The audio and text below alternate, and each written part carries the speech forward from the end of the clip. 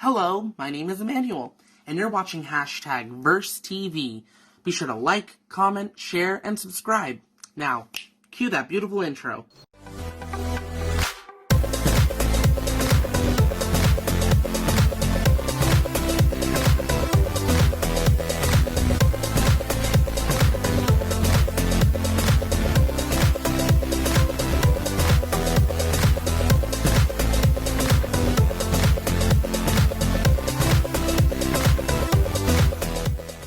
What's up, guys? And we're live again.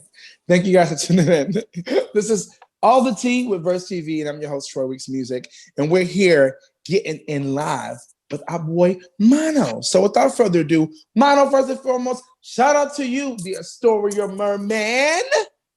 Thank you for being here. Thank you for having me. Yes, thank you for being here. So first and foremost, for our audience who may not know where you're from outside of, like, Astoria is where you're from, like that's home for you, like that's it. Astoria, I was born and raised in Queens, Astoria. This is my home. Listen, you don't meet a lot of people born and raised in one place now in 2020. So shout out to you for being born and raised, and you still there making moves. Okay, it's a part of who you are. I like to say that I am making waves. Making waves, yes. You guys have to see, first and foremost, before we go start, I met him when I was at the pool here in Harlem for the summertime, right before it got too cold. I think it was the day they actually closed the pools. They had a mermaid event with some special mermaids in the building, and Mr. Astoria Mermaid himself was there. And that is how we met. So shout out to you. So first and foremost, has you being from Astoria influenced your work? Like, did you find out all about this in Astoria? Like, how did you find out about this and being from Astoria? So mermaids have always intrigued me since I was a kid. I grew up with two older sisters, and our family had a lot of Disney movies growing up, so we grew up with The Little Mermaid, you know? Yes.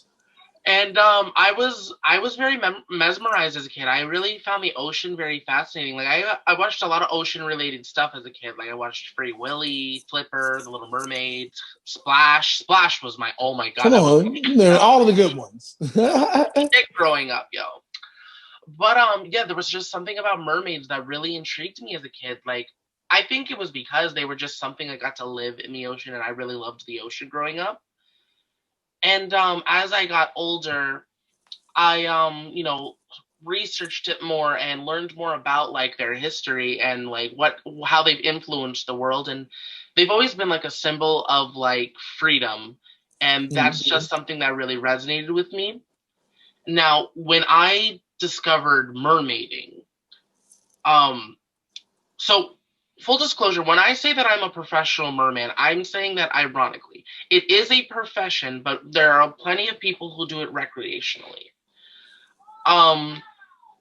When I discovered mermaiding, I think I was like 10 years old, and I found out about a woman named Hannah Fraser, and she is on record to be the first freelance professional mermaid. She goes to events, she does a lot of mermaid related like things. And more people followed her after that. Like they started doing what she was doing. They would be mer people for a profession, or they would just do it for fun. Like it grew over time, and now there's an industry for it. You can buy mermaid tails, you can buy mermaid products, and you can be a mermaid for hire. There are classes for it. Like it is a big thing, and it's growing every day. Come on. So how long have you been a professional mermaid yourself? I think I bought my first tail when I was, 19, I believe. Or 20. I think I was 20. So, oh my god, how long have I been doing this? I think I was just right. I'm sorry, it's just, I was definitely straight out of high school when I got my first tail, because that's when I met Cookie, the Harlem mermaid, and she's the sweetest woman. She is the sweetest woman you will ever meet. Yes, Cookie. I remember Cookie. Yeah, she calls me her mer son because and I call her mer mama sometimes because it's because of her, like I really sparked into investing into my first tail, which is retired now, but now I have a new tail. Right, and that's the one I saw, right? Yes. Got it. So she was. So you would say she was the reason why you were inspired to. But what, outside of Cookie, was it just Cookie? What was the main reasons for you getting inspired to enter the industry in general? So being a merman was just a childhood fantasy of mine. Like, nothing would have made me more happier than to get a tail and to live in the ocean, essentially. But I'm sure after meeting you, I'm sure you definitely would if you could, like because you can hold your breath for a if very I long time. if I had gills, I would never leave the water. But yeah, like it was just a childhood thing for me, like a childhood fantasy of mine. And when I heard that you can do it now, like you can actually become this, it was at first I was a little discouraged because I came from a family that had a lot of conservative views on a lot of things, and I think you can guess that they would feel a little uncomfortable with me pursuing this kind of hobby. But then I started to realize, well, they're already uncomfortable with me liking anime, so Right. this is just It is the what it nail in is. the coffin. Right. But after meeting Cookie, after I think after seeing a mermaid in front of me, that really sparked it for me, and I thought, you know what? I make money. I want this. It'll make me happy. So I bought my first tail. And Yeah.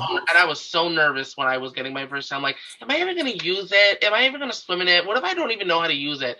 Then I put my fins in the water and I zipped through. I'm just like, that's me right there. Y'all got to get him. Y'all got to see him in person. Y'all got to check him out. Look at his videos, because when I saw it for myself, I didn't. I mean, this is my first time. I always thought like mermaids. Like, okay, Little Mermaid got it. Yeah, but It's in a little weird person, now. It's a little weird now. It's getting better. yeah, but in person, it was a totally different thing. Can you swim in the fin, right? You swim like an actual mer person. Yeah, like so I actually have the tail here. Oh, shit, about this. Come on. So this is tail number 2.0. I call her Aquarius, and it is made up of two pieces. So this is a fabric tail, so it's made up of two things. It's made up of a tail skin, which is the fabric part. This is what goes over your legs to give off the illusion of a fish tail. And on the inside is a monofin. A monofin is monofin. A monofin is basically one big flipper that you put both your feet into to simulate the dolphin kick. And that's essentially what I use. I do have a monofin from Tail 1.0. This was my professional diver's monofin called a Trident. It is from Mermaid Cat Shop. The tail skin was ripped up to high heaven, and it's a retired tail, so I threw that shit out a long time ago. But ever since I got my hands on a Luna monofin, I've barely used this thing. I just keep it for sentimental value at this point. Got it. Come on with the collection. So your Instagram says that you're a bar loving geek. Can you tell our audience about bar and your love for bar? So I'm going to try to keep this as less explicit as possible. So if you are a fan of anime, or if you're in the anime community, you might be familiar with what yaoi is. Yaoi, in a simpler term, is gay romance manga and anime. Manga is like Japanese comics.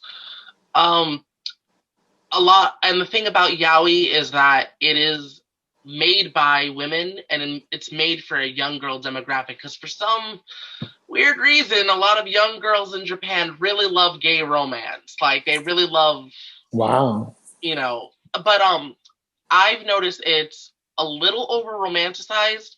Like, there will be scenarios in these comics that just make no sense to an actual gay man.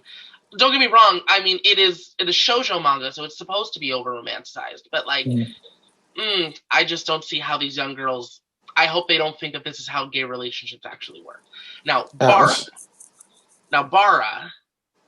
It is gay manga made by gay men for gay men, and a good chunk of it is porn. Yeah. Cartoon porn, like anime porn. Hentai.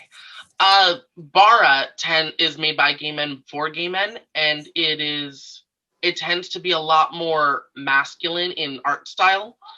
Like, for example, in yaoi, a lot of the men, because it's made for young girls, the men are like pretty boys. They're meant to appeal to a young girl demographic. They look like an attractive man in a girl's eyes, because it is made by a woman. But Bara, on the other hand, because it is made by gay men, it tends to have an art style that can pertain to a gay demographic. And oftentimes I like to summarize it. It's just gay bears. I like me some bears, yo. Um, but yeah, and there's a lot of artists out there. A lot of them don't show their faces because Japan still has a very conservative view on anything involving Mhm. queer anything. But you know, the few that do, you know, they really love what they do. And like, I actually have like this comic thing here. It is like an amalgamation of a couple artists. It's called Massive, Mhm. and basically it comes with interviews with various artists, and it gives you a sample comic from each artist because they all have their own distinct style. It even goes into a little bit of the history of gay art in Japan, and I found that very interesting, and I really wanted it as a collector's piece. Got it. Yeah, Well, it definitely opening our eyes to it because we had no clue. yeah, definitely. If you're an anime fan and you're a queer person, a gay man specifically, I would say, Bara is definitely your thing. Like, get into it. It's awesome. And I've noticed there's a lot of more Western artists now. Like, more and more do I see Western artists getting into drawing Bara characters. And I'm like, yes, give me some bears, yo. I love them thick, yo. Got you. Come on now, nice and thick. Wait. If you want to join me on all my wacky little adventures, follow me on TikTok as Kuma Blue, KUMA underscore the color blue. And if you want to follow me on Instagram, I am the underscore Bara underscore Prince, Kuma Blue.